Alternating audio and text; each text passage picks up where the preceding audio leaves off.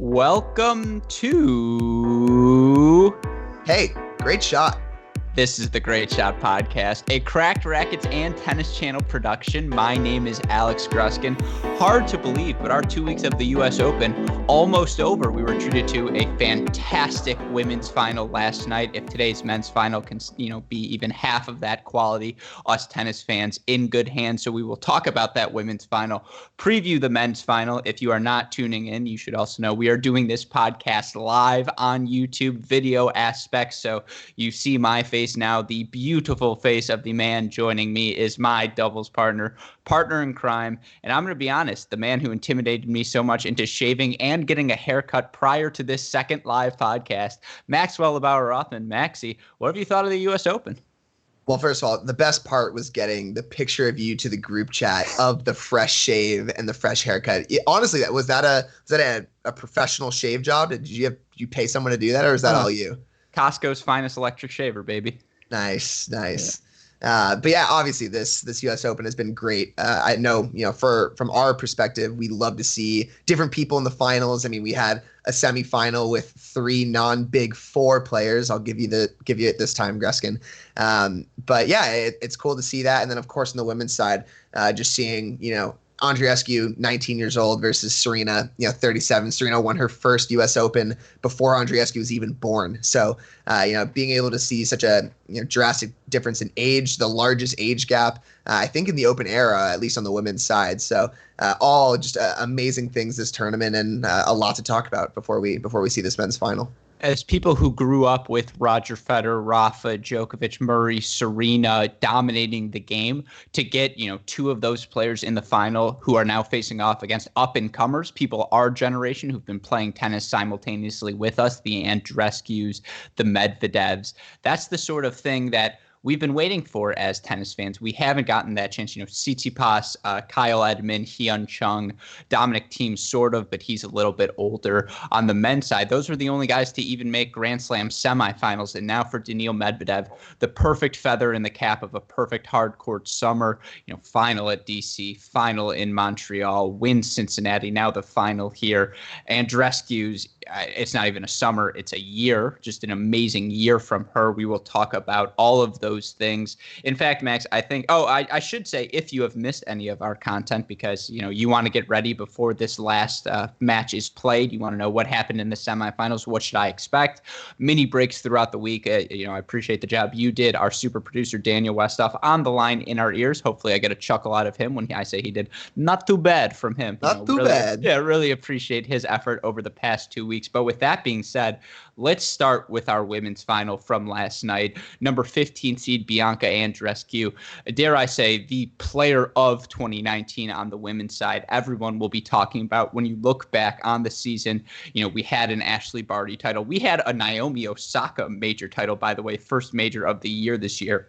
And it feels like all of that drowned out because of the success the young Canadian was able to have. She comes in for her first U.S. Open and wins the title 6-3, 7-5 over number 18, Serena Williams, thwarting Serena's quest for title number 24. Now, of course, we'll talk about the Serena aspect of this. We'll talk about the tennis that we saw. But the place we have to start out is, simply put, Bianca Andreescu, from ball one of this U.S. Open to the last strike, she was the best player in the tournament. Oh, absolutely. Just first of all, starting a little bit further back to her entire year of tennis, she started this year ranked 152. If you told me that Bianca Andreescu was going to win the 2019 U.S. Open at the beginning of this year, I'd say you're crazy. Absolutely crazy. And I don't think anybody expected that. But obviously, just an unbelievable run for her the last, what is it now? 3 weeks going from Toronto up until here. She wins Toronto, gets the retirement from Serena in that final, and then gets her rematch against Serena, this tournament. So, of course, this is just everything that Bianca could have dreamed of. But it goes back even further than that. I mean, you talk about no one expected her to win the well, yes, even in the junior days when she was that good. But the breadcrumbs were there from the beginning. First year of the tournament, Auckland, right? She goes through qualifying, ends up making the finals there. Now, at the time, she beat Caroline Wozniacki, who is number 3 in the world. So in context, impressive. She beats Venus in 3 sets. She beats C in 3 sets. She beats Gergis, who I think was a quarterfinal semifinalist here in 3, or she loses that final in 3 sets. But the breadcrumbs were there. Obviously, she struggled with injuries. We didn't get to see her a lot on the clay courts this year, and I'm sure that's something we'll be looking at moving forward. But I think she's, like 48, 49, and 4-ish on the year at this point. She won including the U.S. Open, yes. Yeah, she won 125K in January. Now she wins the U.S. Open here. She won Western Southern. She won Indian Wells in between, as you mentioned. She won the Rogers Cup on the hard court. I think you have to say she is, 2019 at least, the best WTA player on hard court right now. Oh, I mean, she's about to win a lot of awards. She's going to win Newcomer of the Year, potentially Newcomer and Best Player of the Year, which I think has never been done before. So, yeah, I mean, just an unbelievable season. And looking at her tournament results just here in the U.S. Open, this was not an easy route to the final. I mean, she takes out Flipkins, she takes out Wozniacki, she takes out Townsend, Mertens, Bencic, and then, of course, takes out the all-time great Serena Williams. So, I mean, it really doesn't get much better than that. And she said it herself, this is a dream come true, and she can't believe it. And I don't blame her. I don't think I would be able to believe it either. I'm a little bit offended that you left out Katie Volley. That's USTA San Diego champion, a girl who was kind enough to come on our Cracked Interviews podcast if you want to hear more about another talented young player on the come up. But yeah, I mean, Bianca Andreescu, from the beginning of this tournament to the end, simply stunning. She only drops 2 sets along the way. And even more specifically, let's talk about this match against Serena, because when you start to get into the match stats, just first of all, even before then, Andreescu holds serve to start the match. She breaks Serena to start the match as well. How many times have we seen a Federer, a Djokovic, a Nadal go up 2-0 on a guy like a Berrettini or a Rublev or something like that, and then it's just over? Well, we had the complete reverse of situations here. We talked about in the get-go, Bianca Andreescu is going to need to make first serves. There's probably not a better player, again, in WTA history than Serena Williams at attacking a second serve. Well, in this match, Andreescu, 45 of 68 on first serves for 66% win percentage, 64% win percentage on her first serve, going 29 of 45. We knew she was going to struggle on the second serve. She did, only 9 of 23. But more importantly, she faces only 8 break points versus creating 13 against Serena. Serena only 3 of 8 on break points. Bianca Andreescu 6 of 13. Even when she got broken, she created more opportunities for herself. Just kept plugging away at Serena. I really also enjoyed the way she targeted Serena's body on the serve. She went, I'm not going to give you any openings. I'm going to go hard at you. And it was brilliant tennis from someone who, you have to remember, is 19 years old. Yeah, I mean, first of all, the first set first serve percentage was even more ridiculous. 84% on her first serve in that first set. I mean, the first set she was just on it. But I think the most impressive thing the entire match were her returns. The ability for her to take a Serena second serve, which is not a bad second serve. That thing can kick up. She's still hitting it in that low 100-mile-an-hour range and just blasting it back. And the thing that she did really well was put it back up the middle, put it right at Serena's feet, and that next ball coming back, back in the middle, a little bit short in the court, gave her that chance to pull her out wide, hit it down the line, hit it away from Serena. And Serena talked about it afterwards. I mean, the whole time she was on her heels when Andreescu was returning. And I was saying this to you, yesterday. She out-Serena'd Serena. I mean, that's literally what she did. We see it too often, Serena just picking on the second serves of all these WTA players. And Andreescu brought it right back at Serena, and it was unbelievable to watch, especially for a 19-year-old. But she also attacked Serena in a variety of ways. When she was in trouble, she went loopy and high, right, buying herself time. She mixed in the slices, the drop slice shots. Was so crucial for her. She really did a good job of keeping Serena uncomfortable. I also thought it got to a point where Serena started pressing. You're going to be losing in the finals of a major. Any player's going to have a second wind in them. They're going to start going for things. And, I want to talk about Serena's comeback in a second. second, but for Andreescu, 19 winners against 17 unforced errors. When you recognize your opponent, Serena, 33 winners against 33 unforced errors, but she really was, trying to be the aggressor because she, a 38-year-old, regardless of who they are, doesn't want to play any defense on a court. And you can understand that. And Serena Williams just, you don't want to say she got out Serena. I mean, you don't not want to say it. But even regardless of that, she just didn't have a chance to play the match on her terms. This match was played on Bianca Andreescu's terms. And it was funny because getting into that comeback, though, Serena she put together a little fight at the end. I mean, as a typical 23-time Grand Slam champion would. See, I think still the comeback was still on Andreescu's terms. I think Andreescu's nerves got to her. We saw some double faults, although we saw too many double faults from Serena in this match. I mean, eight on the match, but all at crucial times. And I mean, we saw her double fault the way, I think two service games on break point. She double faulted. So, but again, I really think that this comeback from Serena was on Andreescu's terms. She got a little nervous, started missing some shots she hadn't been missing all match.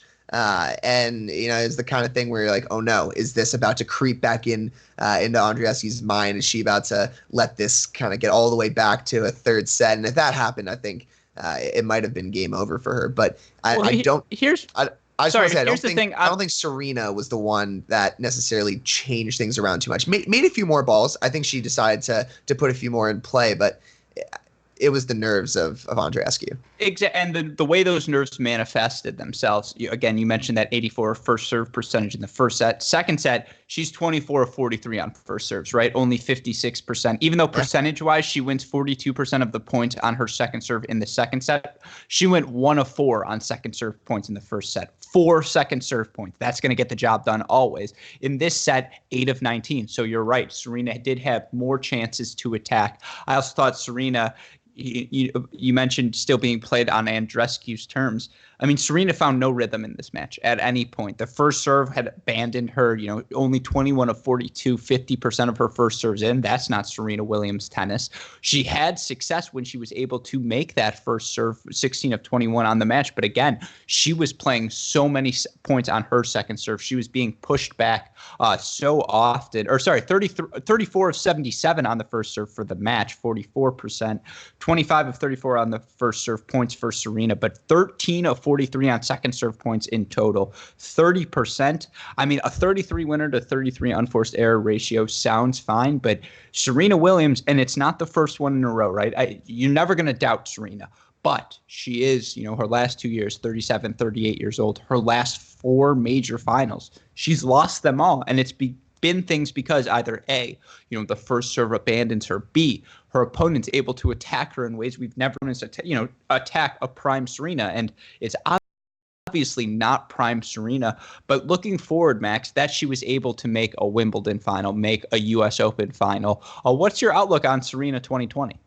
Well, last thing before I talk about Serena 2020, I think just the lack of net points from Serena. I think she was 9 of 11 on the day. While good conversion, I feel like we typically get a lot more of Serena at the net. She feels like she's able to come in, put pressure behind the ball, and follow it forward. And again, just talking about how it was on Andreescu's turn, able to get momentum. That kind of speaks to her inability to move in. But moving forward, I mean, look, she's made I think 4 finals in 2 years, and that's not too shabby. She's 37. She's had a kid.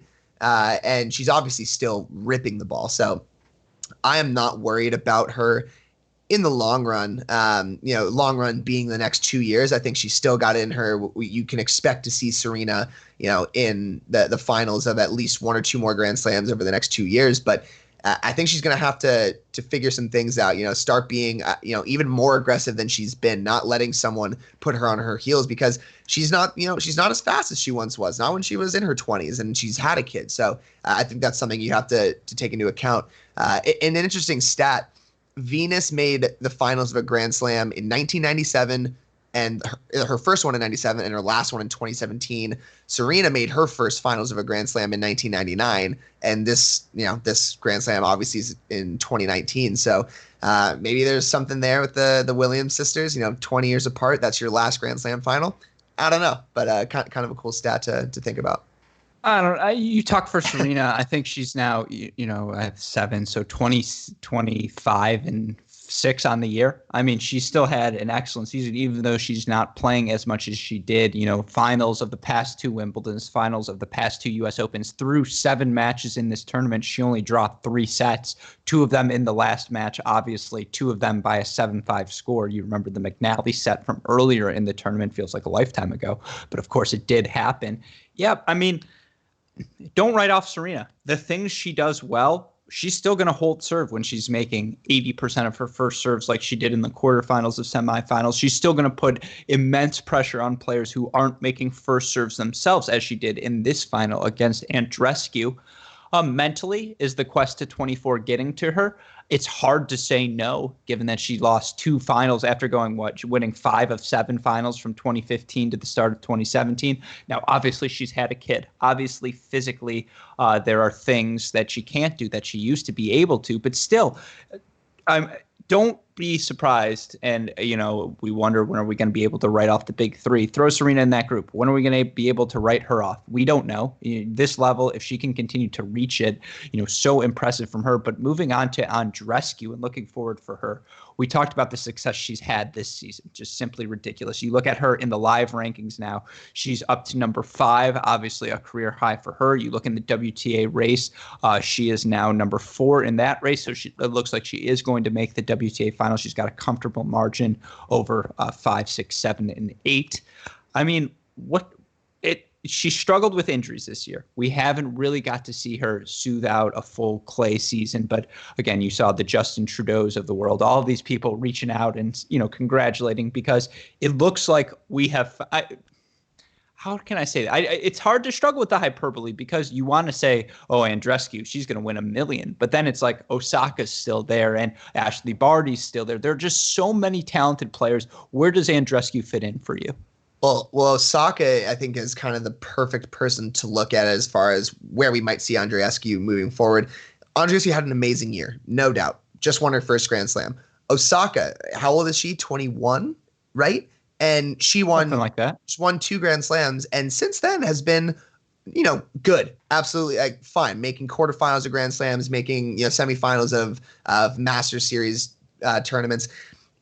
I think we can potentially expect something similar from Andreescu moving forward. She's going to have good success. I would expect her to be winning those early round matches in the 1000s in the Grand Slams, but trying to expect a 19-year-old to carry this kind of success for the next 10 years. I mean, that's like, you're just, it's way too much to put on someone at this point. We've only seen her have this success for this year. I think people's expectations are going to be really high, but we need to temper them a little bit. We need to say, okay, she's fantastic. She's going to stay and continue to play the game that she's playing.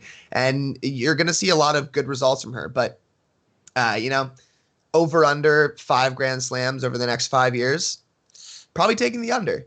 Here's the thing. Next 5, at the end of those, she'll be 24. So it's like, what about the 5 after that? Maybe even the 5 after that. That's she just has such a long career in front of her. And it's funny because a lot of players, and Osaka did a great job this year defending her points, right? She had a slam title to work with, but then she has the early slam title in Australia as a buffer to kind of sit on all year long. For Bianca Andreescu, it's interesting because she won Indian Wells, right? She won in Montreal or Toronto, wherever they were. She won this U.S. Open.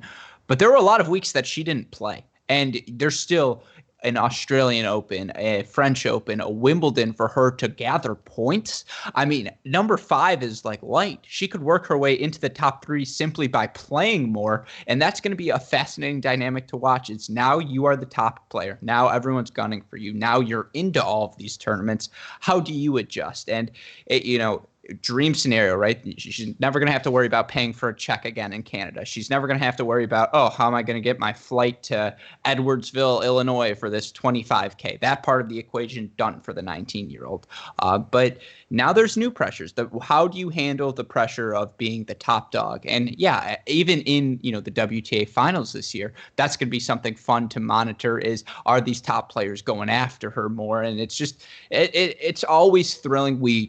beg for one of the young guys to do this on the ATP side. And it's just so nice to see on the WTA side how many talented, young, diverse, different styles of play from these young talents we see on the WTA circuit. I mean, the thing about her, too, she plays such a demanding and physical game that you do hope that she can stay healthy. And she's been injured.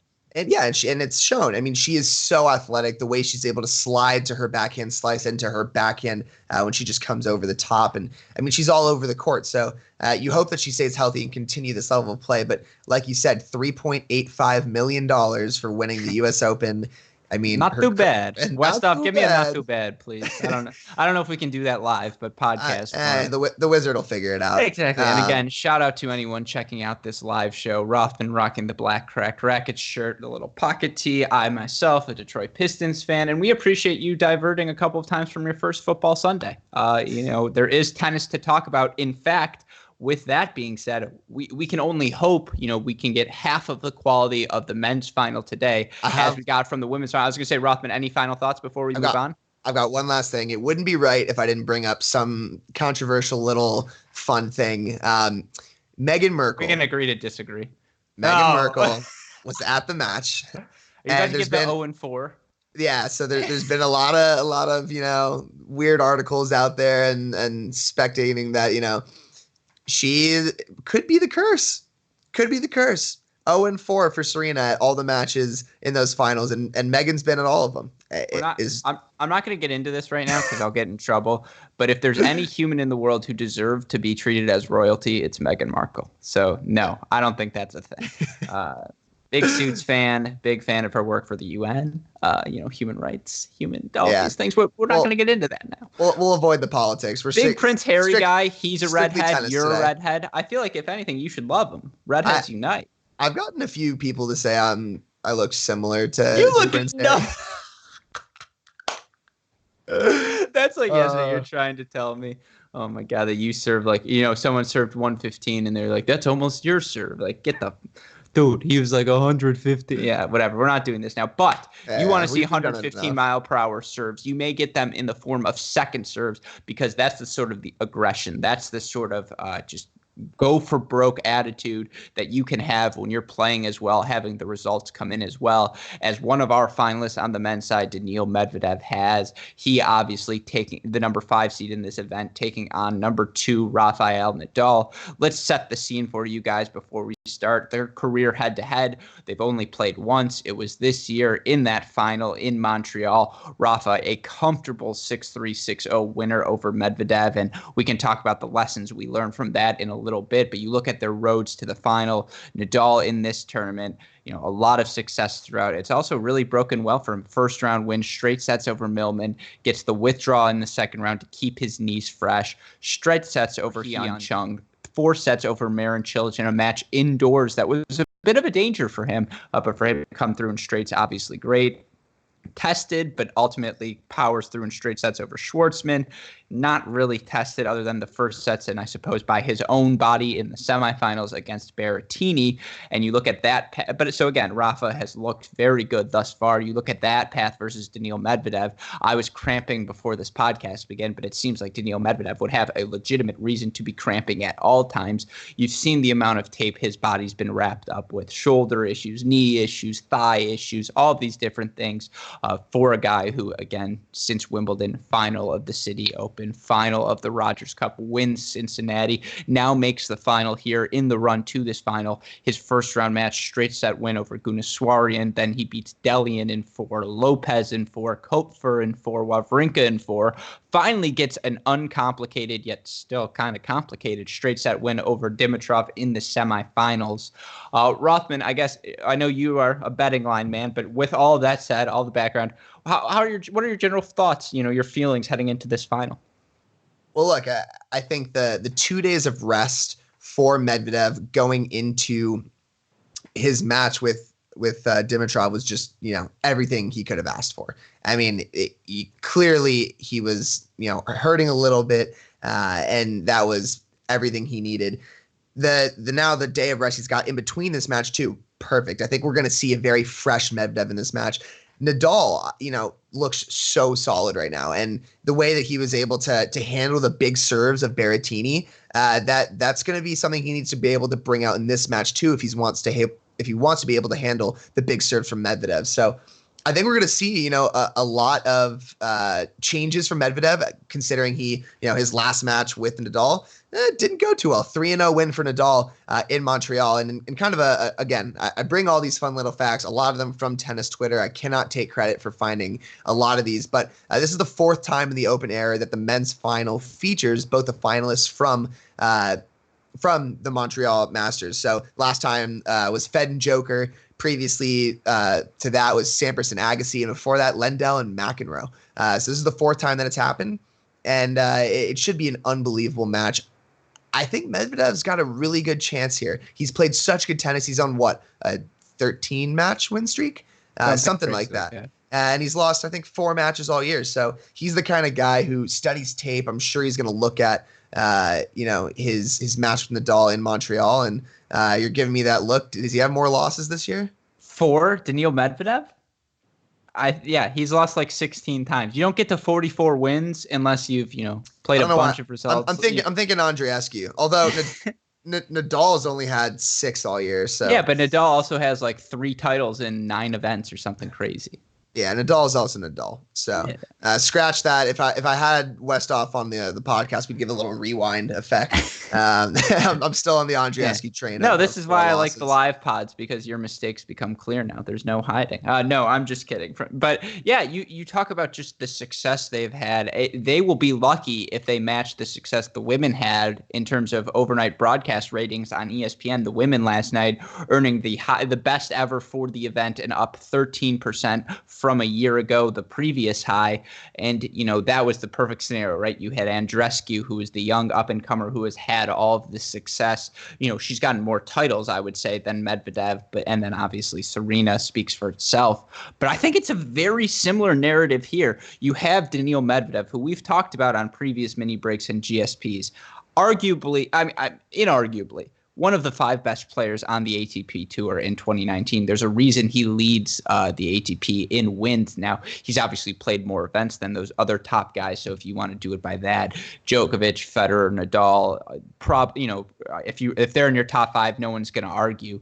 But I would say Medvedev is firmly the 4th guy in that discussion about the 2019 season. It bears repeating again. He makes the final of the City Open. He makes the final in Montreal, wins Cincinnati after being down in a set in a breakdown to Djokovic in the semifinals. Obviously, all the adversity he's faced here. It seems like months ago that the crowd was cheering against him, right? That was an opening narrative. Now he's become sort of a crowd darling, the way he fights, the way he goes for broke or hits drop shots, just the variety fans continue to see from him.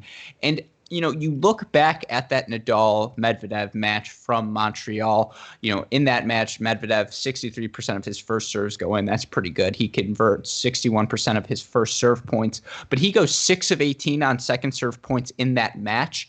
I think that number, you can throw that. This is why I don't think the Montreal result is valuable, because ever since that Djokovic match, we've seen a change in Medvedev. We see a guy who's not afraid to double fault, who goes after the second serve, who will hit huge serve plus ones on either the forehand, backhand side at will. I think it's a completely different mindset of Medvedev. The only worry I have coming into it, it's not about anything mentally, it's physically. It's funny that we're talking physically about Medvedev and not Nadal, but physically, is Medvedev fresh enough to be, to go the 3.5 hours you have to beat Rafa best 3 out of 5? I mean, given the fact that he's had the 2 days of rest before the match with Dimitrov, not a tough match for him. I mean, yes, they grinded out there. I know they were out there for a while and they had long points. But I think the rest will really help him. And that point you made about him, really being aggressive, that's going to be huge for him today. Everything.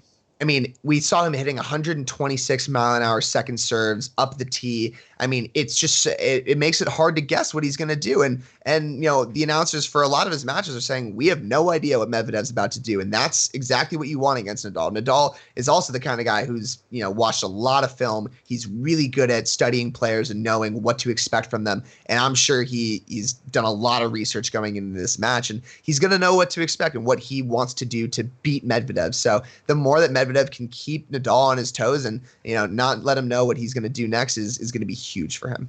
Going into this match, the spread on Bovada +7 to Medvedev at -135.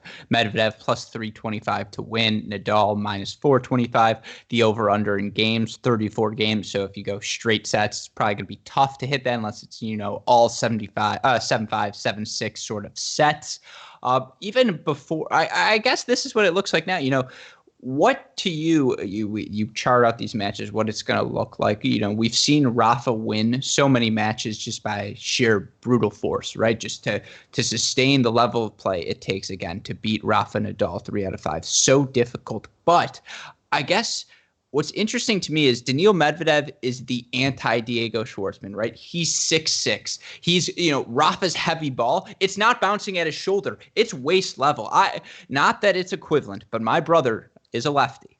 Both of my brothers lefties. I grew up playing with lefties. God. My backhand is better simply because when you hit a flat backhand like Medvedev did, like I do, you enjoy lefty topspin, heavy spin into the backhand. Pops right up to the upper, you can hit upper down. Portion. I mean, not actually hit down, but it feels like this is an interesting match, and that's why I know Montreal 6-3, 6-0 Nadal was kind of dominating. But to you, what does a Nadal win look like here?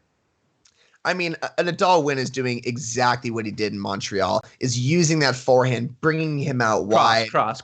Yeah, line, the cross. I mean, oh, you think you're going line? I'm going to go backhand cross now. Right. I mean, it's all there for him. I think that the thing that he'll have to adjust is if Medvedev starts to be a little bit more aggressive and not allow that to happen.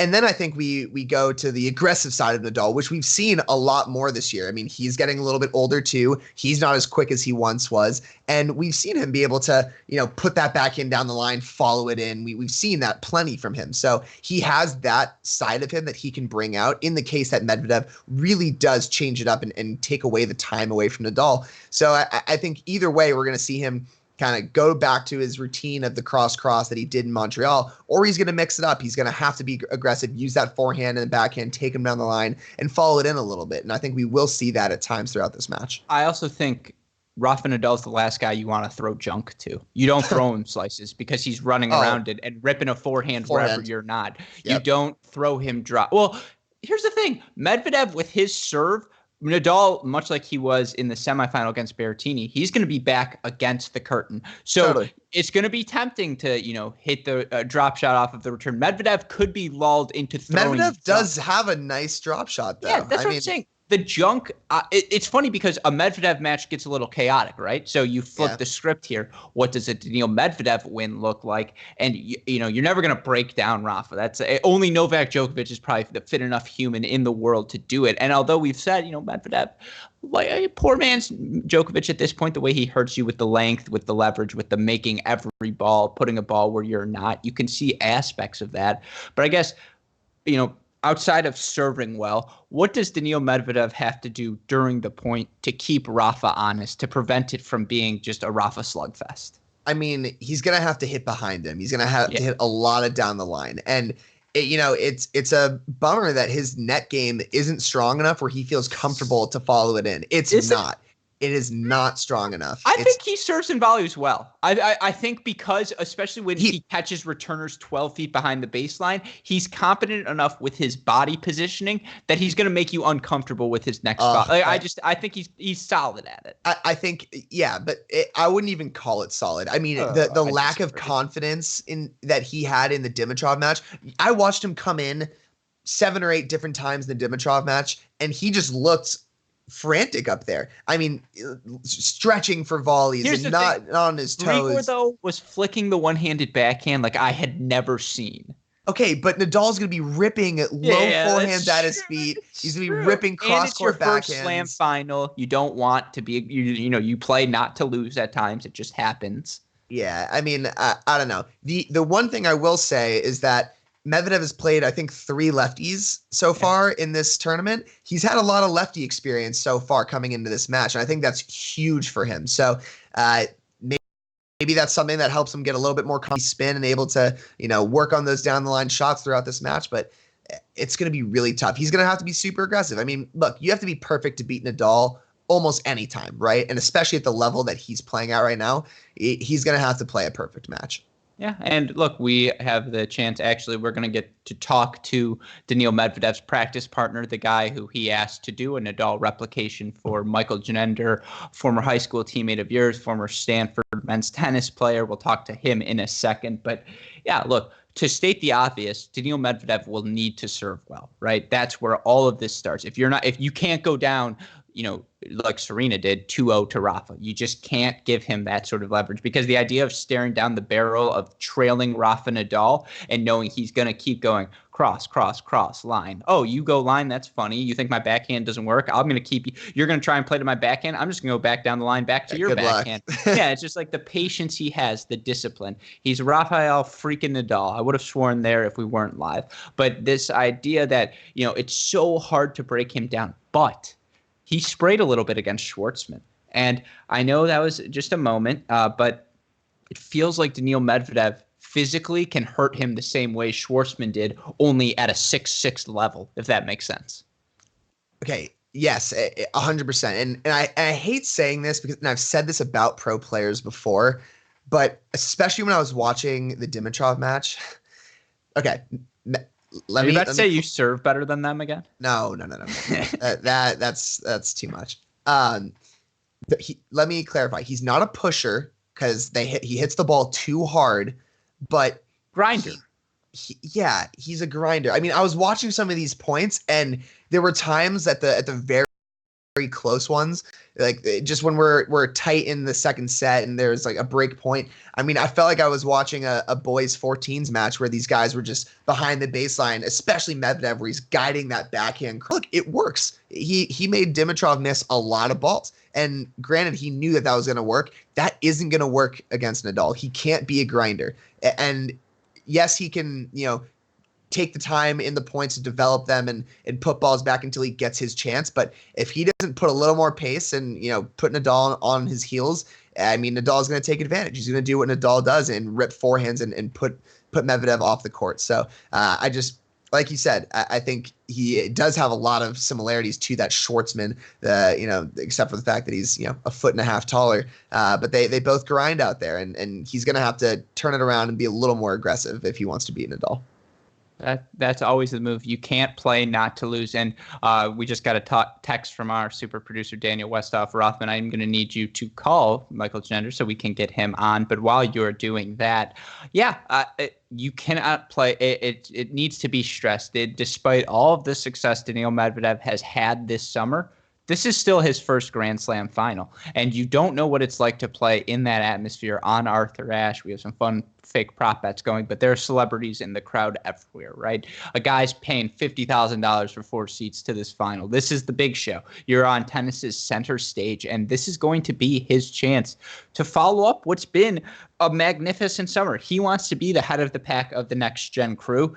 If he wins this U.S. Open, you can't even debate it. Regardless of what Zverev's accomplished at the Masters level, and the catch and all that's the Chorches, who at this point probably a step behind him anyways, simply by how brilliant he has been over this 3-month run.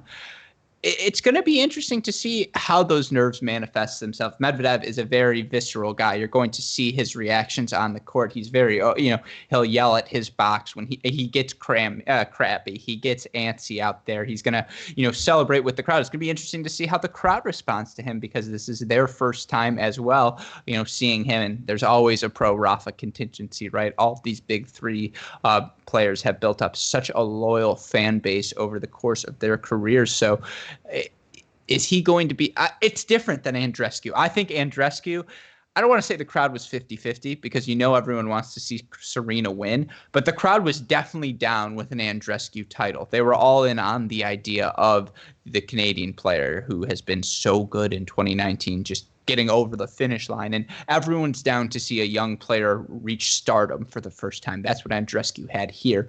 The hope is on the men's side, where we've had 3 players ever make the men's final. 3 players from the 90s make a Grand Slam final: Raonic, Thiem, and now Daniil Medvedev.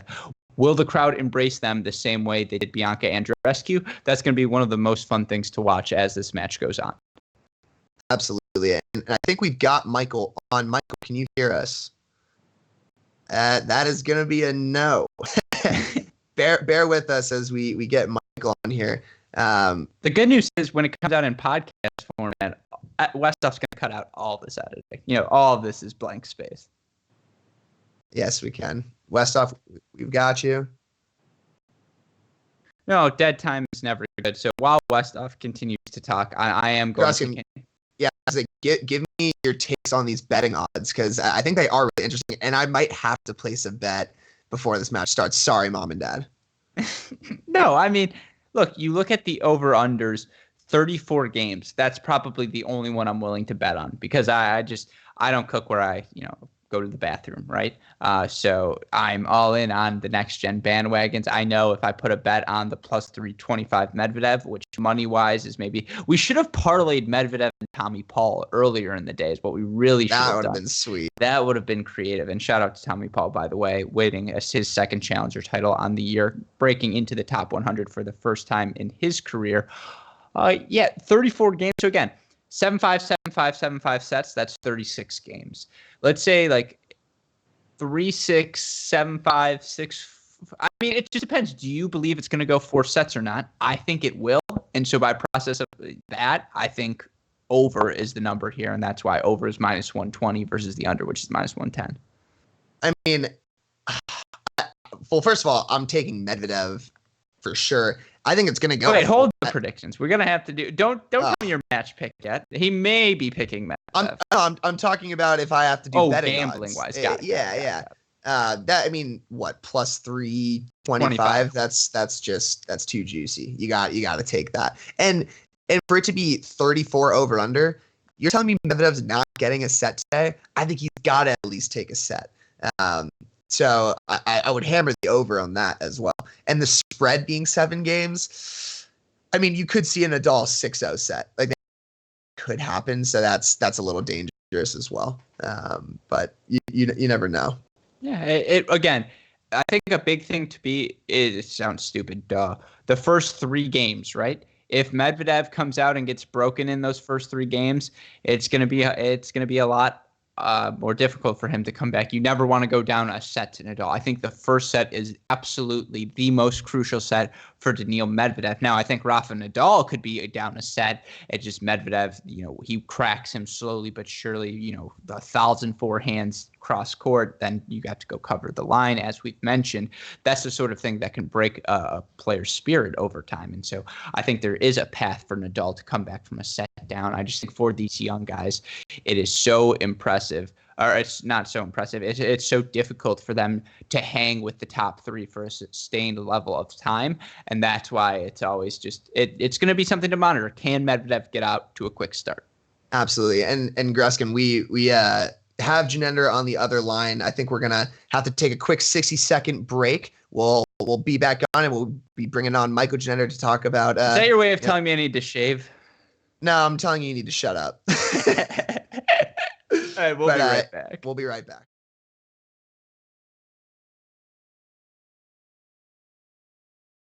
About you, so thank you for that. All has been going well, but Mike, you've obviously had such a cool opportunity this week.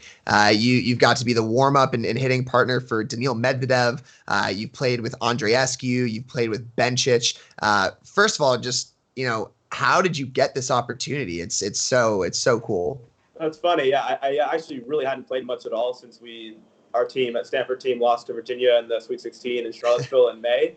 So I was definitely missing the sport a lot. I moved to New York about a month and a half ago to start my job as an investment banker, and was looking for ways to play in New York City. And as I'm sure you guys would all understand, it's definitely difficult to find courts and people to play with. But U.S. Open was coming around. I had some friends that were actually working at the tournament. So I reached out to them and said, hey, if there would be a lefty hitting partner availability, I would love to do it. I mean, I probably would only be able to do it on the weekends, but it would just be great for me. And they got back to me. It worked out. And then it was actually pretty funny that just a lot of lefty demand was out there. I mean, Daniil, this is his 4th lefty. In the round of 16, hit with her before that match. And then Rafa warming up Diego Schwartzman as well as Hyung Chung before their Rafa matches. It's been a really fun experience, and I'm actually awesome. Yeah, it's been. I'm wondering how I'm going to be able to play after this when this tournament's over and I'm not hitting with the top players in the world anymore. But it's been a lot of fun. It's been a lot of fun. So real I have quick, to, real quick, what's harder to do? Oh, go ahead. Before this question, you said you hadn't played in however many months. How was that first hit? Was it a little scary? Like not feeling 100%? It was actually with Belinda Bencic. And it was funny. It was a pretty windy day too. So I'm like, okay, I'm battling the wind out here. I'm just trying to feel the ball, and she's just hitting really hard, flat shots through the middle of the court. And I'm like, how am I gonna handle this? And slowly but surely, I got the game back. But when you're playing with these really good players, you play up to their level, right? They hit a big ball, and you're also doing what they need to do to help prepare for their matches. So it's you're just trying to make a lot of shots, do the drills that the coaches want you to do. It's not like I'm playing actual points against them or playing sets. So from that perspective, I think I was always a player that wanted to make a lot of shots and grind out points. And so as a hitting partner, I think that translated well because I'm giving them a lot of reps, and it's been fun. But yeah, that first hit back was definitely a bit of a wake-up call. So what's more difficult for you, to do a Nadal impersonation or a Taylor Townsend impersonation? Honestly, probably Taylor Townsend. And this is funny. Before Daniil played Feliciano Lopez, they also wanted me to serve and volley a lot before that one. Taylor Townsend also is a big volleyer as well. That was never my game. The coaches always wanted that to be my game. Sure. It's funny. Brandon Coop, my assistant coach, after reading the article that came out from the U.S. Open, was like, "Wow, you're finally starting to serve and volley right after you left our program."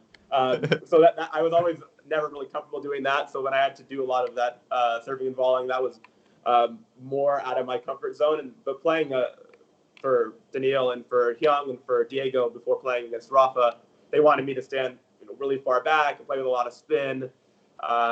That more about my alley. Obviously, nowhere near his quality of shot or nowhere near the amount of RPMs that Nadal can hit on the ball. But that was definitely more up my alley than the other way.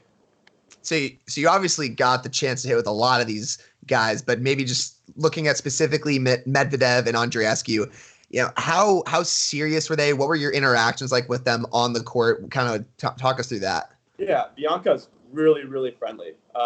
She was just really relaxed out there too, and she's 19 years old, right? I mean, she's just still a teenager. Right, you're older. You're older than her. I'm older than her, yeah. So she was great, and that was a really fun experience. A really down to earth guy, friendly to me from the very first time we hit. He actually, one of the first things he asked me was like, how many hits have you had today? This was the Saturday before the tournament had started, and I was like, oh, this is hour 4, but this is definitely my favorite hour.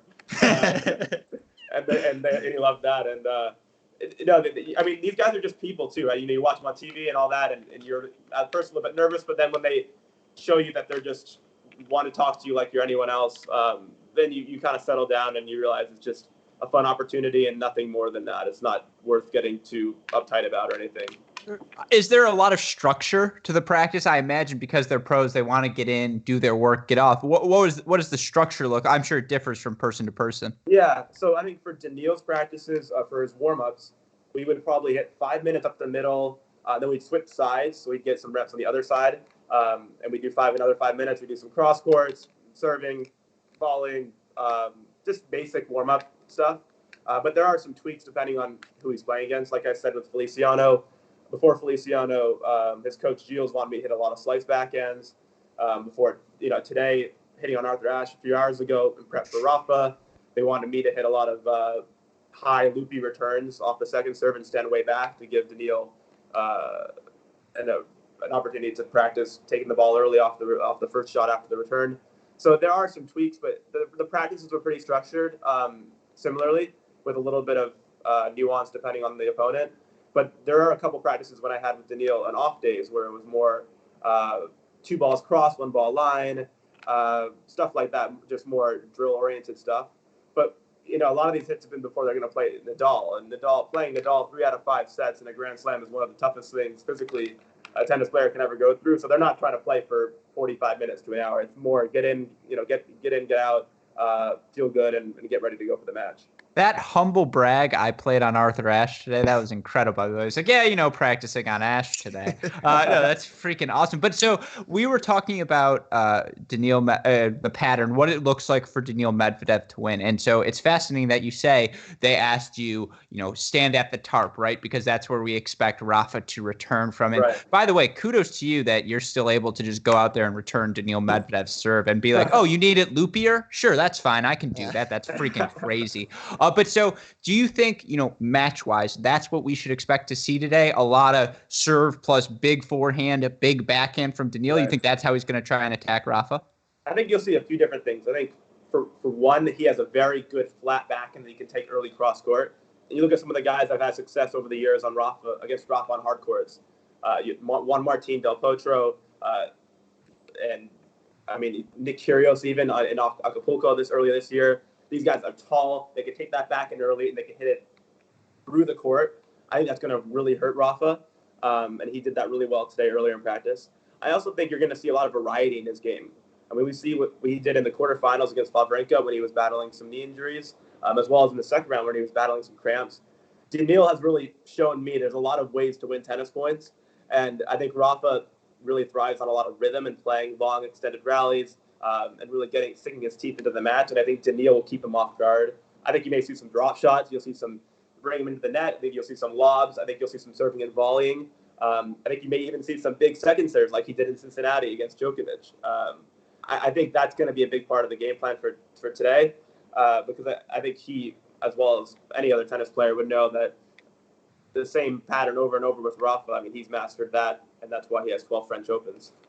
Yeah, and just sorry, one more quick follow-up on the practice session, because we often, we at Cracked Racquets, as you know, big fans of college tennis, right? Your team, all of these different teams, the level of play from, you and so many others, such a high level of play you see in college. When you get on the court with Daniil, does he hit, is it a 5 to 10 mile per hour bigger ball? Is it just he can hit his spots so much better? For our fans out there, what distinguishes even a top pro from a top college player? That is a great question. I think for me, it really isn't a huge difference. We have Axel Geller on our roster who can hit the crap out of the ball.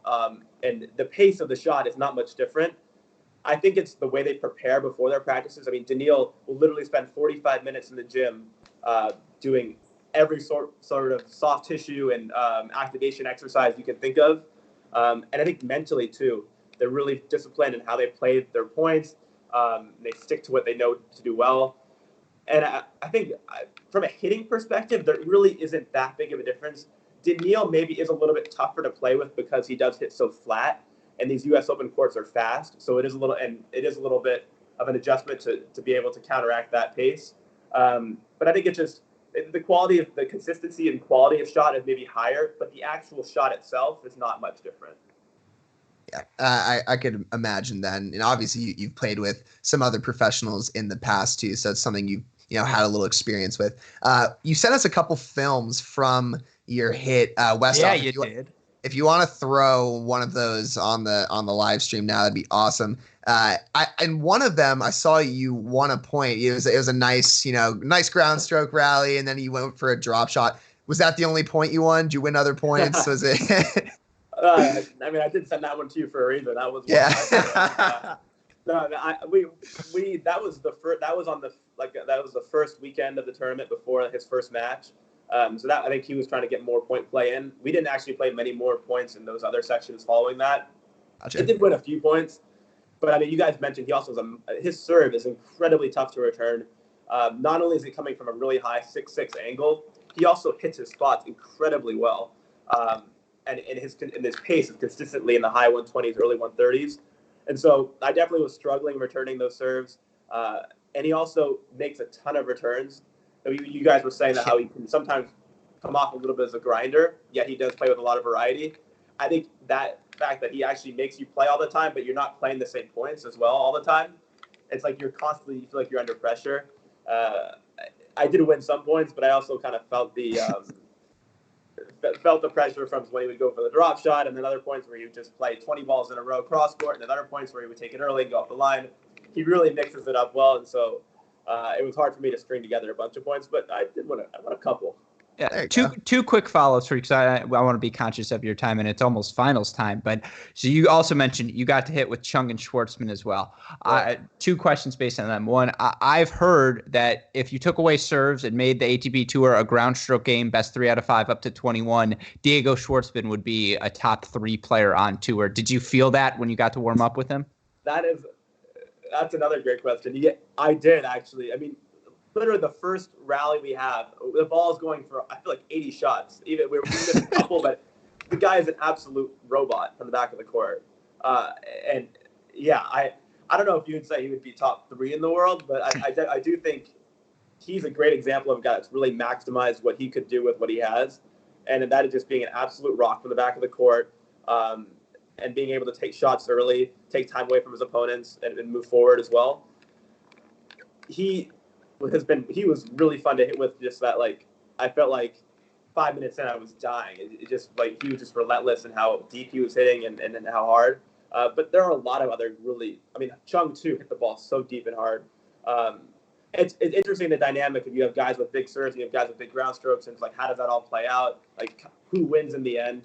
I think there's a lot of depth in today's game, and I think there's a lot of variety of players as well. So even early in the tournament, there's a lot of great matches to watch, and that's why you see, Fed, Djokovic, and Nadal. What they're doing is just so incredible, because there is so many great players that are trying to challenge them, and they just continually win. It's really remarkable.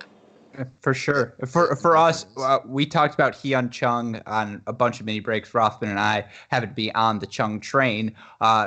He's on the comeback now. He makes the third round here. Something we always marvel out. How good is his backhand? It's very good. I do think his forehand is underrated, though.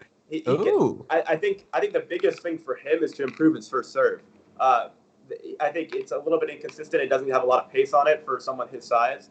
And considering how hard he hits his ground strokes, I think for him to take that next step forward, improving that first serve, maybe getting that ball tossed a little bit lower, would be helpful for him. But he hits a big ball. That was actually my first hit on Ash, so I was a little bit taken aback by the whole scenery. You just, like, as a little bit of insight on Ash, you hit on the outside courts. I mean, the courts are pretty fast, but then you go on Ash, and it feels like it's an indoor court, even when the roof is open, because it's so insulated. So the ball really flies in there. So my first hit, I just was trying to keep the ball in the court. I bet these players are stringing their rackets much tighter when they're playing in the big stadiums than when they are in the outside courts. That's so interesting, because we've heard a lot of the announcers talk about whether the roof closing does make a big difference, and it clearly sounds like it does. But Mike, you've had just a couple more questions for you. You've had a pretty crazy week hitting with all these players. If you had to choose one best moment from the entire week. Definitely today. Yeah. And the reason, I mean, just being a part of the U.S. Open final in any way, whether it's warming up a player, being there, playing, whatever, like, it's just really cool. But Rafa would come. I think we had the court from 11:30 to 12 today on Ash, and then Rafa had it from 12 to 12:30. So I think about 11:55, I'm hitting serves to Daniil, and Rafa and Carlos Moya, his whole camp, come out the court, and I can see them out of the corner of my eye. They're like, checking out the practice and everything. And I'm like, this is pretty cool. Rafa Nadal is like kind of watching you practice. Right, no, you should have done the Nadal impression. You should have gone like nose, ear, crotch, ass. I'm sorry for swearing, but yeah. I should have ran that serve clock down to 1 second. I should have done the whole, bounce on the racket, and split the hair, and then bounce with your hand and everything. He does the whole. That would have been awesome. That was really cool. Just to see wow, this is real. Like, these guys are about to go play for a Grand Slam final, and I'm on the court with them. That was awesome. Well, since you've got to hit with Medvedev, I know you haven't hit with Nadal, but you've seen them both play. Who are you taking today? Who's winning? Oh my gosh, I've tried to avoid this question. I just want to be like as politically correct as possible. Yeah. I do think you will see a close match. Like I said, I think Daniil will have a lot of tricks up his sleeve today to really mess up Rafa's rhythm. And I think that will cause problems. And also the enormity of the situation. I mean, Rafa going for literally within one slam of Federer if he wins today. And he's also had a really smooth road to the finals. I mean, Berrettini being down 4-0 in that first set breaker could have gone a different way if that set had gone Berrettini's way.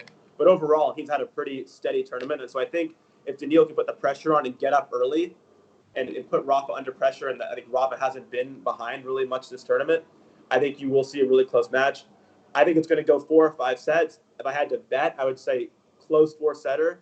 But I'm going to stay clear of giving a specific name. I think it'll be a 3-hour plus match, and I think it'll be really entertaining for the fans because you'll see a real contrast in styles. You've been spending too much time on CNN ducking questions like that. Unbelievable. He does one CNN town hall. He thinks he's fucking Cory Booker. I swore again. I'm sorry, Westhoff. No. So my final question to you, and again, Mike, thank you so much for taking time. I believe you're going back for the final, right? I'm actually not. This is part of the reason that the U.S. Open article even came out in the first place. I was hitting with Daniil one day, and I ran back into the player lounge in Ash and was on my laptop working in Microsoft Excel. And one of the reporters was like, "Well, weren't you just out there playing?" And I said, "Yeah, now I got to work." and she said, "Well, what do you do?" And I said, "I'm an investment banker." She's like, "How are you able to do both of those things?" And I said, "Well, it's not much sleep." So I actually got a call from work, and that there's some things I had to do from the work front that I need to get done. So it was cool to come out earlier today and hit with him, but I'll watch it from my living room couch while I'm plugging away at the job.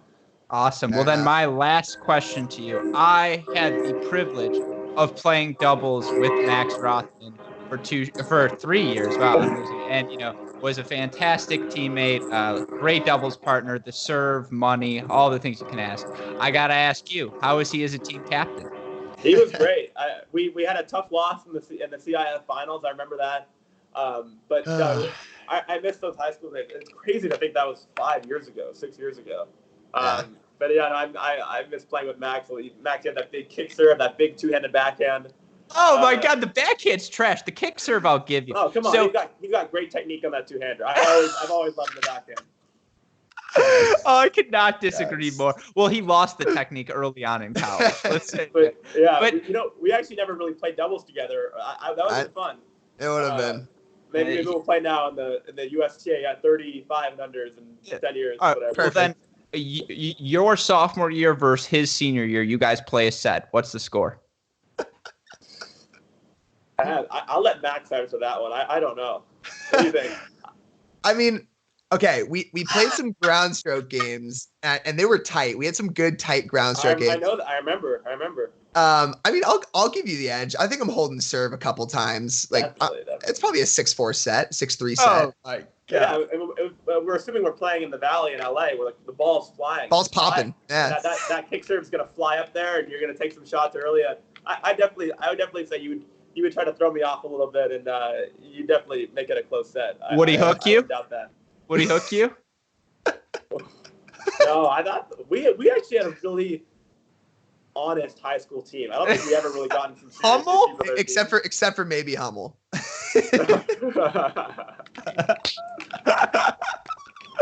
I love to hear.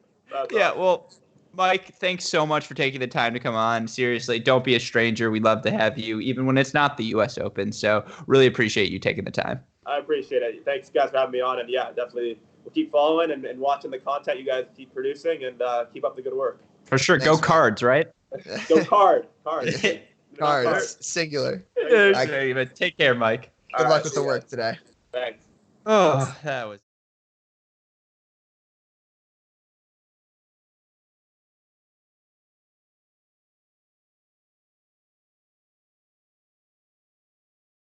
Into the high backhand joke because, dude, I've always told you my backhand. We shouldn't get into this right now. We'll get too far off track. Let's get back into our our schedule. Times I've seen you dump backhand returns into the net. That's like the bane of my existence. Is you get a sitting kicker and you're like, oh, I'm loaded up on the backhand, and it's just I go for it. Yeah, that's true. You're right. We'll save it for another time. So I mentioned we have 2 things left to do. We're going to do another series of fake props real quick and then give our predictions, but just a couple of quick stats. I think you mentioned this at the beginning, but this final between Nadal and Medvedev, greater age gap of the last 30 years. You look at it again. Of the different men's slam winners per year, we've had 2 or 3 in 2019. We'll see tonight. The last time we had 4 different Grand Slam winners in 1 year. 2014 when we had Cilic, Djokovic, Nadal, and Wawrinka. So again, if Medvedev wins, we'll have 3 different Slam winners tonight. And then again, Medvedev Nadal is also a Slam final who involves 2 players who didn't win a match versus a top 10 opponent in this tournament. Other times that have happened: 08 Wimbledon, 98 Wimbledon, 97 Wimbledon, 90 Australian Open, 89 Australian Open, as you mentioned. So those are the scenes being set for this men's final. Now we get to do the fun props. We talked a little Bovada. Let's have a little fun before we wrap up. So I came up with a nice series for you, Rothman. I'm going to throw them your way. You tell me what you think. All right? Deal. All right, so we'll start out with this one. Which crowd celebrity gets shown the most? And again, you tell me what the best value bet is. Tiger Woods, -250. Manu Ginobili, even. Lin-Manuel Miranda, director of Hamilton, who seems to be front row of every match, +200. Put him a little lower because it's a final. You're going to see him in the front row, but if Tiger's there, he's the favorite. Justin Timberlake, Jimmy Fallon, New York staples, New York tennis staples. Would not shock me to see them. They wouldn't get a ton of camera love, but they'd get some. And then the dark horse candidate for me, Will Ferrell, +1500. He loves himself some tennis. Who you taking, Rothman? Well, Rod Laver, I think, should be in there, but he gets shown every time. He doesn't count. No tennis playing celebrities. And I think we need Michael Janender in there as like a +100,000. But CNN contributor Michael Janender. Yeah. So I think you're gonna get a view from most of those guys, but I think you're gonna get multiple Tigers. So I think I think it is the best bet. Yeah, Lin-Manuel +200 is probably what I'd go with, just because he's going to be front row. Yeah. So, you're going to get him on the side a bunch. It's not going to be pan-ins. But, yeah, I think Tiger Woods, good bet. All right, next category. First pro tennis player to criticize John McEnroe's commentating on Twitter. Noah Rubin, heavy action on him. He's -500. Ryan Harrison, who thinks he's a commentator and honestly results-wise should be at this point. He's an even bet. Yeah, that's a little shade. Just kidding, Ryan. Sorry, we're an hour in. It's almost go time, but he's even odds.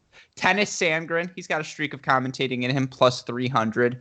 Fratangelo, +500. And then my favorite bet, dark horse candidate, former crack Jared Hiltzik. That's funny. He should be on there as well, but he'd be +300 range. Kennedy Schaefer, +1,000. She lets her thoughts be known. I'm just saying that's who my bet would be, the dark horse to throw a little shade McEnroe's way. Who you taking? Dude, I think Sandgren. I feel like Sandgren's going to come on there and just Harrison for me. It's going to be Harrison.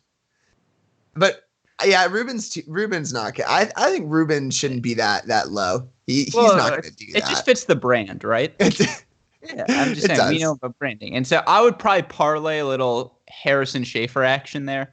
You probably get good odds. Yeah, I'm in. I like that. Yeah. All right, moving on. If Medvedev starts to have a streak of double faults, someone in the booth makes a poor Alex Zverev joke. Yes, -500. No, +750. No. Really, dude, Brad Gilbert's going to make a bad joke. I parlay this with Kennedy Schaefer. You're making some serious money.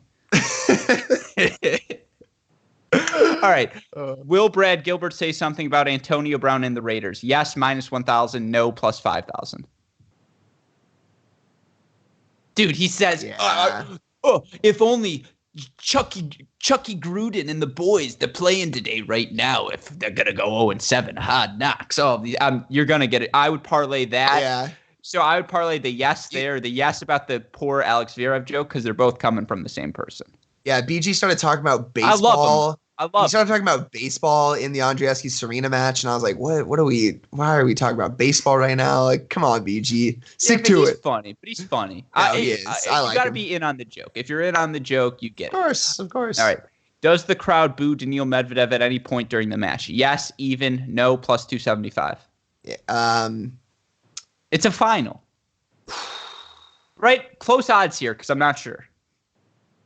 The only reason they would boo is if there's some controversial call or something, or he flicks off a towel boy again or something. Yeah, or like someone talks in his service motion and he gives them a look or something like that. I mean, there would need to be something that kind of starts it. But it could just be a pro Nadal crowd. It's gonna be a pro Nadal crowd. That's a given. But I'll give it a yeah. All right, I think we'll get some booing. 2 more for the home stretch. This one, a Max Rothman special, but I set the odds. Rafa gets a shot clock violation. Yes, plus 600. No, minus 250. He's gonna get final. one. Do you know the huevos you have to have as a chair umpire to give Nadal a time violation in the fight? Unless it's Mo Leoni. Like he's gonna get one and this is leading into my prediction. He's gonna get one in the 4th set tiebreaker. It's gonna be a tight 4th set tiebreaker. They will have just played chance. It's gonna be a 50-ball rally. He's gonna be gassed and he's just gonna take it. He's gonna be like, I need the extra time. Like screw it, I'm taking it. If you think in the 4th set tiebreak of a Grand Slam final, a chair umpire is going to call a shot clock time violation, no thank you. That's why, again. But I don't blame you. I think it could happen, but it would happen early on, right, to set the tone. Like, hey, Rafa, no screwing around today. Like, we're not doing this. All right. Yeah. All right. My last one to you, and this one's obvious. Rafa goes shirtless at some point before the trophy ceremony. Yes, minus 1,000. No, even. That should be minus 80,000. Exactly. At the fake Alex Casino, that is something I'm losing a ton of money on. But okay, with that being said, we've done the prop bets. We've done the breakdown, what it looks like for Rafa to win, what it looks like for Medvedev to win. Max Rothman, your prediction for the 2019 U.S. Open men's singles champion is, drum roll please. I've not been gutsy on any of my calls recently, but Medvedev's taking this in 4. Oh! It's happening. Right. I mean, we've litigated the cases, right? You've explained why. Ultimately, give me your set breakdown, and give me one more sentence on why. First set is going to be a tiebreaker. Medvedev's going to squeeze it out. It's so funny because I had that too for my first set. Yeah. Nadal is going to win that second one, probably 6-3. He's going to get an early. He's gonna get an early break. Medvedev's gonna win that third set like 6-4, 7-5. It's gonna be tight, one break, and then it's gonna be a 7-6 4th set Medvedev win. Right now on my predictions tab, and I swear to you listeners, we didn't run these by each other. If that reaction from Gruskin didn't make it clear that we didn't share this beforehand. So what I have right now on my list, predictions, Daniil Medvedev, 7-6, 3-6, 7-5, 7-5. And so I was off by one game. Holy. Some of this may be groupthink. The case for why and how Nadal wins is obvious. If you don't get how Rafa Nadal wins majors at this point, you haven't been watching tennis in the 21st century. But for Daniil Medvedev, the way he stole first set breakers against Stan Wawrinka, against Grigor Dimitrov, when objectively, by the stats, if you watch the matches, he was the worst player in both of those first sets, the level this guy has showed over the past 6 weeks, it's something. It's special. And I just think physically at this point, the adrenaline rush of a Grand Slam final, throw out any nicks and pains you have out the door. It's going to come down to, are you willing to play to win? Not play not to lose, play to win. And Daniil Medvedev since Cincy has played to win. And that is why when Rafa wins, I'm fine looking stupid. I don't feel bad at all riding with Daniil Medvedev. Of course. Not once over the past 6 weeks has he made you feel stupid for supporting and being, maybe with some on-court antics you felt stupid.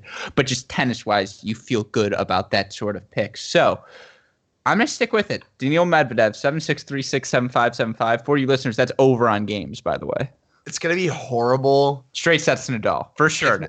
Without question. Or if it's just like, I just don't want to see blowout sets, which could happen. We could see some blowout sets from Nadal. Dude, what if Federer go-fans him? Like 2-2 and I'll cry. Oh. It'll be our last live show if that's. I mean, the worst part would just be if Medvedev retires because he's injured. Like something. Don't even speak that into. Sorry, I'm knocking on the hardest wood on my desk. Knock on your boot. Knock on your wooden boot on your ankle now. My boot. Listeners of the podcast, Max just showed the boot. That's freaking funny. But yeah, with that being said, what a 2 weeks it has been. A huge shout out has to go to our super producers, Max Fligner and Daniel Westoff, who have done an F of a job over these past 2 weeks. editing all of the content, keeping you listeners up to date on all things going on with the U.S. Open. Again, if you've missed anything or you're going to look forward to some recap content, our website, crackedrackets.com. This podcast, is the Great Shot Podcast. So the Mini Break Podcast, the Cracked Interviews Podcast, like, rate, subscribe, review, share with your friends. You can find all of those Apple Podcasts, Spotify, wherever it is you get your podcast. For the more immediate updates, you like this live show, you want to know what our Cracked Rackets team are thinking during this slam, at Cracked Rackets is the Twitter account. It's Instagram, YouTube, Facebook. Thank you to all of our listeners who did take the time to tune into this live show. It's something we hope to work in more and more, or at least it seems like Westhoff won't edit our stuff unless we add a video component. So we really are doing this to satisfy him. But again, it's not just a radio voice, right? I've got the face for it as well. Certainly Captain Facey, Max Rothman does as well. So, we're looking forward to doing this more and more. I was going to say, I don't want to bring us back to our club tennis national championship days, but someone on the mic called us the faciest team in the entire nation. So. In fairness, they were quoting us, calling us the faciest team in the nation, but still funny. It still counts. But with all of that being said, for our super producers, Max Fligner and Daniel Westhoff, for my wonderful co-host, Maxwell LeBauer Rothman, and from the entire teams at both the Cracked Rackets and Tennis Channel podcast networks, I'm your host, Alex Gruskin. Maxie, what do we tell our listeners? Hey, great shot. And we will see you all after the final. Enjoy, everyone.